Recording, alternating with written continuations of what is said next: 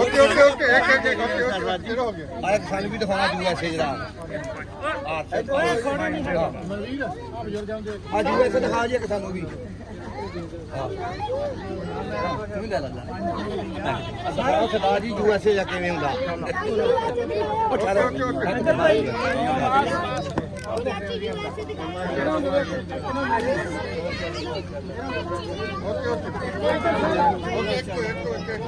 ਇਹ ਸਰਦਾਰ ਸਾਹਿਬ ਜਨਾਬ ਵਾਲੀ ਆਵਾਮ ਨੂੰ ਆਪਣੇ ਯੂਐਸਏ ਦੇ ਜੋ ਸਿੱਕਾ ਚੱਲ ਰਿਹਾ ਉਹ ਤਕਸੀਮ ਕੀਤਾ ਇਹਨਾਂ ਨੇ ਮਾਸ਼ਾਅੱਲਾ ਬਹੁਤ ਅੱਛਾ ਪਿਆਰ ਕੀਤਾ ਆਵਾਮ ਦੇ ਨਾਲ ਵੀ ਇਹਨਾਂ ਨੇ ਜਨਾਬੇ ਵਾਲੀ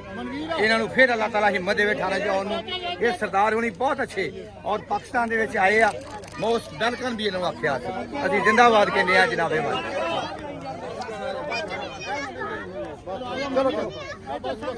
मनवीर बैठ यार जिंदाबाद